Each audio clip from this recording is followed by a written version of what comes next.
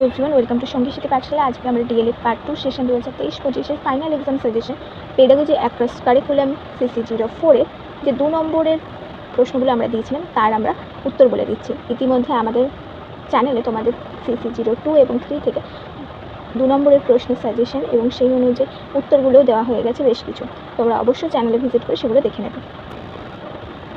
আজকের প্রথম প্রশ্ন হচ্ছে শিক্ষণ বিজ্ঞান বা পেডাগজি কাকে বলে। পেডাগজি শব্দটির উৎপত্তি হয়েছে প্রাচীন গ্রিক শব্দ পেডাগোগিয়া থেকে। এখানে পেডা শব্দের অর্থ হচ্ছে শিশু এবং গোগিয়া শব্দের অর্থ হচ্ছে পরিচালনা করা। তাই একসঙ্গে আমরা পেডাগজি শব্দের অর্থ হিসেবে বলতে পারি শিশুকে পরিচালনা করা। পেডাগজি শব্দটি প্রাচীন গ্রিকে প্রথম ব্যবহৃত হয়। পেডাগজি বা শিক্ষণ বিজ্ঞান মূলত কাজ হলো শিক্ষণের প্রয়োজনীয় জ্ঞান ও দক্ষতা সমূহের সমন্বয় সাধন করা। শিক্ষণের মূল লক্ষ্যে পৌঁছানোর জন্য সঠিক নির্দেশ দানের মাধ্যমে শিক্ষণ কৌশলের সঙ্গে শিক্ষার্থীর পূর্বার্জিত জ্ঞান ও অভিজ্ঞতা, ব্যক্তিগত মেধা, পরিবেশ ও অবস্থার সঙ্গে সঠিক মেলবন্ধন ঘটানো পেডাগজি বা শিক্ষণ বিজ্ঞানের প্রধান কাজ।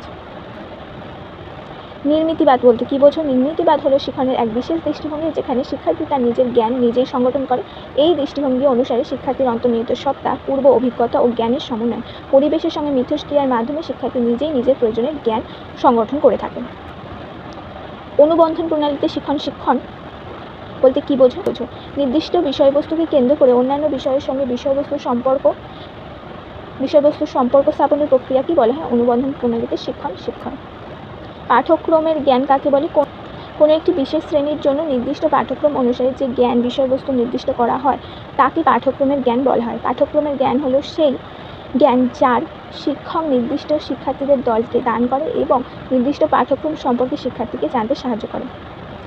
ধারণা গঠন বলতে কী বোঝো? ধারণা গঠন হলো শিক্ষার্থীদের একটি বিশেষ ধরনের ক্ষমতা। বস্তুত ধারণা গঠন হলো এক বিশেষ প্রক্রিয়া যা শিক্ষার্থীদের বিভিন্ন ঘটনা বিষয় বা বস্তুকে পর্যবেক্ষণ, শ্রেণীকরণ, তুলনা এবং সংগঠন করতে সক্ষম করে তোলে এবং এগুলির দ্বারা তারা বিভিন্ন সমস্যার সমাধান করতে শেখে। ধারণা গঠন হলে শিক্ষার্থীরা প্রয়োজনীয় অপ্রয়োজনীয় বিষয়ের মধ্যে পার্থক্য করতে পারে। এছাড়া ধারণা গঠন প্রক্রিয়ার মাধ্যমে শিক্ষার্থীদের মধ্যে সৃজনশীল চিন্তার বিকাশ ঘটে এবং সংযোগ সাধন ও স্বাধীন শিক্ষণের দক্ষতা বৃদ্ধি হয়। সেই সাথে ব্যক্তিগত এবং সামাজিক মূল্যবোধ গড়ে ওঠে। শিশুকেন্দ্রিক শিক্ষা কাকে বলে? যে শিক্ষা ব্যবস্থার সামগ্রিক দৃষ্টিভঙ্গি বা বিষয়টি, শিক্ষা পরিচালনা বিষয়টি শিশুকে কেন্দ্র করে আবর্তিত হয় তাকে শিশুকেন্দ্রিক শিক্ষা ব্যবস্থা বলা হয়। রুশো শিশুকেন্দ্রিক শিক্ষার জনক হিসেবে পরিচিত। শিশুকেন্দ্রিক শিক্ষার চারটি বৈশিষ্ট্য। শিশুকেন্দ্রিক শিক্ষার চারটি বৈশিষ্ট্য হলো এখানে শিক্ষার কেন্দ্রে শিশু বা শিক্ষার্থীর স্থান থাকে। শিক্ষার্থীর চাহিদা, আগ্রহ, প্রয়োজনীয়তা গুরুত্ব পায়। এই শিক্ষায় শিক্ষার্থীর সক্রিয়তার উপর অধিক গুরুত্ব দেওয়া হয়। যা কিছু শিক্ষার্থী শিখবে তার নিজে করবে এবং অভিজ্ঞতা অর্জন করবে এবং তার উপর ভিত্তি করে নিজের জ্ঞান নির্মাণ করবে। শিক্ষার্থীর সর্বাঙ্গীন বিকাশের উপর গুরুত্ব দেওয়া হয়।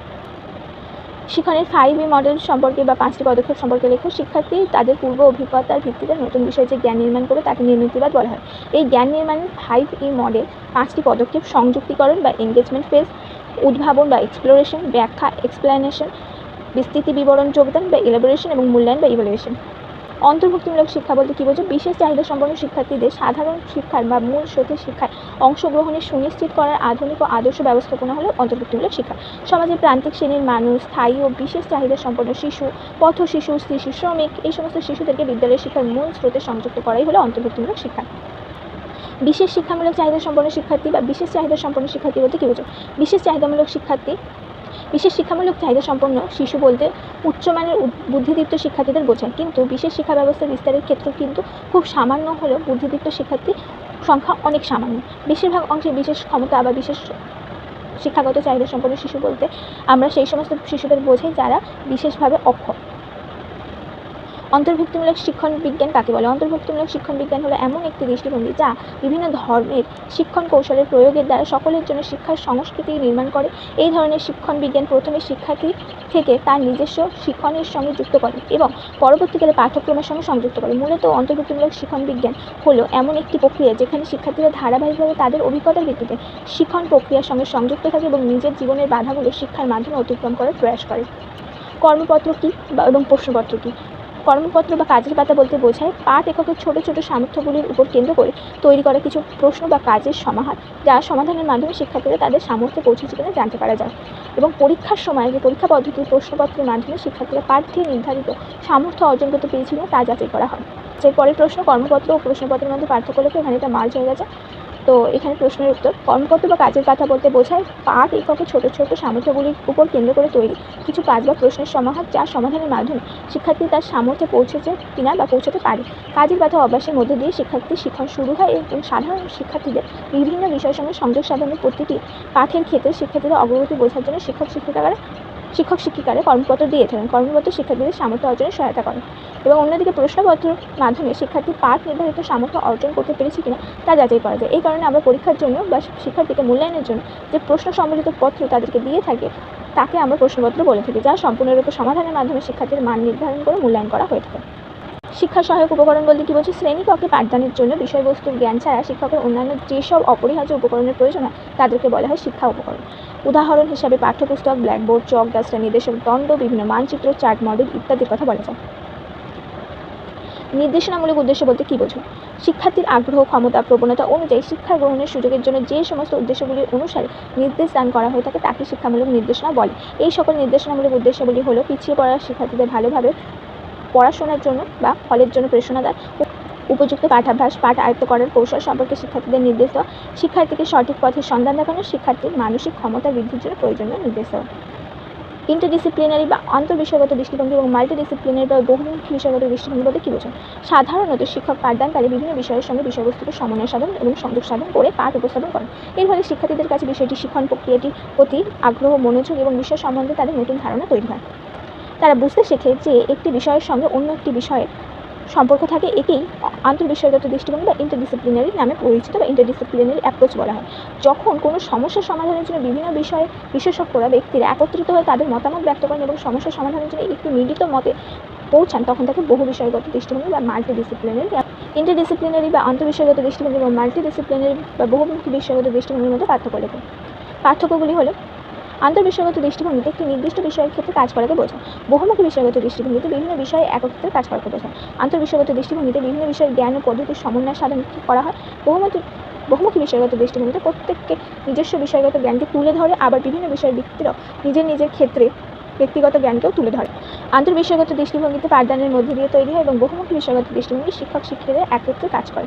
আন্তঃবিষয়গত দৃষ্টিভঙ্গিতে বিভিন্ন দৃষ্টিভঙ্গিকে তুলে ধরা হয় এবং সংমিশ্রণ ঘটানো হয়। বহুমুখী বিষয়গত দৃষ্টিভঙ্গিতে কোনো সমস্যার সমাধানের জন্য বিশেষজ্ঞরা একত্রিত হয়ে তাদের মতামত ব্যক্ত করেন এবং আলোচনার পর একটি মতে মিলিত হয় এবং সমস্যা সমাধানে পৌঁছান।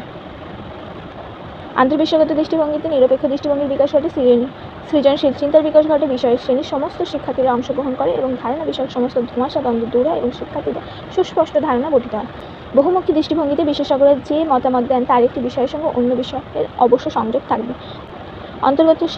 আন্তঃবিষয়গত দৃষ্টিভঙ্গিতে শিক্ষার্থীদের মতামত গুরুত্ব পায়, কিন্তু বহুমুখী বিষয়গত দৃষ্টিভঙ্গিতে শিক্ষক শিক্ষিকাদের মতামত গুরুত্ব পায়। নেক্সট হচ্ছে সমন্বয় শিক্ষণ বলতে কী বোঝায়? দুটি বৈশিষ্ট্য লেখো।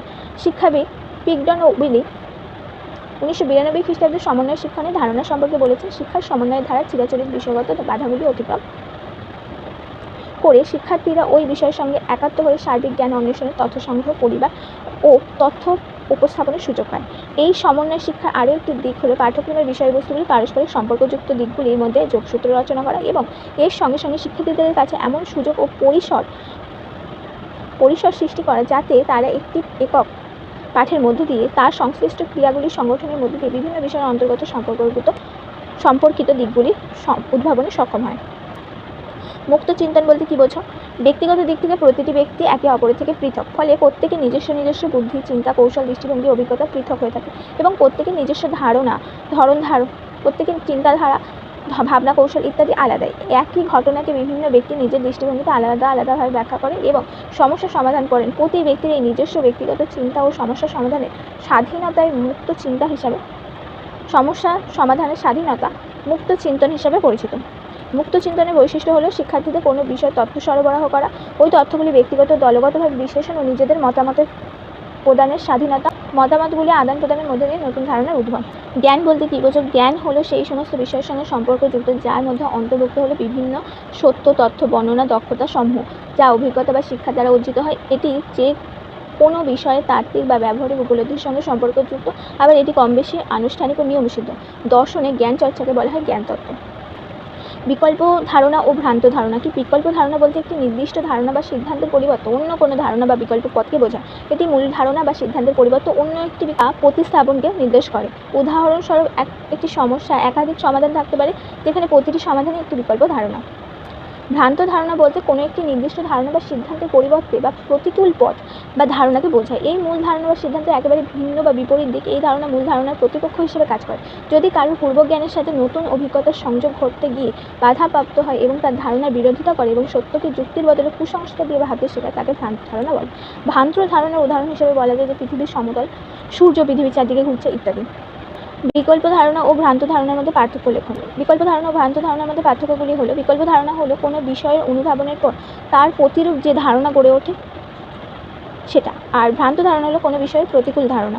বিকল্প ধারণাটি শিক্ষার্থীর একটি মানসিক এবং যথাযথ ধারণা গড়ে তুলতে সাহায্য করে। ভ্রান্ত ধারণা শিক্ষার্থীকে যথাযথভাবে ধারণা গড়ে তুলতে সাহায্য করার বদলে বিপরীত অযৌক্তিক ধারণা বিশ্বাস করতে বাধ্য করে। বিকল্প ধারণার সাহায্যে কোনো একটি ধারণা বা সমস্যার একাধিক সমাধানের পথ খুঁজে পাওয়া যায়, কিন্তু ভ্রান্ত ধারণার সাহায্যে সমাধানের পরিবর্তে জটিলতা বৃদ্ধি পায়। বিকল্প ধারণা বিজ্ঞানভিত্তিক, যুক্তিনির্ভর, ভ্রান্ত ধারণা অবৈজ্ঞানিক। তথ্য প্রক্রিয়াকরণ বলতে কী বোঝো? তথ্য এবং তার প্রক্রিয়াকরণ ব্যক্তি শিক্ষা ও তার শিক্ষণের সঙ্গে গভীরভাবে সম্পর্কযুক্ত। প্রজ্ঞামূলক চিন্তাবিদগণ মানুষের শিক্ষণের সঙ্গে সম্পর্কিত যে সমস্ত প্রকল্পকে গুরুত্ব প্রদান করেছেন তা তথ্য প্রক্রিয়াকরণ। এর মাধ্যমে এই শব্দটিকে ভাঙলে আমরা দুটি শব্দ পেয়ে থাকি। প্রথমটি হচ্ছে তথ্য বা ইনফরমেশন। কম্পিউটারের ক্ষেত্রে এই তথ্য যেমন পূর্বনির্দিষ্টভাবে নিজেই পরিবর্তন করে আমাদের মানুষের ক্ষেত্রে সংগৃহীত তথ্যগুলি উদ্দীপকের পরিপ্রেক্ষিতে পরিবর্তন করা হয়, একেই প্রসেসিং বা প্রক্রিয়া বলা হয়। অনুসন্ধান ভিত্তিক শিক্ষণের উপাদানগুলি লেখো। অনুসন্ধান ভিত্তিক শিক্ষণের উপাদানগুলি: নির্দেশিত আবিষ্কার। এই প্রক্রিয়ায় শিক্ষার্থীকে বিষয়বস্তুকে প্রশ্ন সরবরাহ করা হয় এবং প্রশ্নের উত্তর দেওয়ার জন্য শিক্ষার্থী এককভাবে ছোট ছোট দলে পর্যবেক্ষণ করে উত্তর দেয়।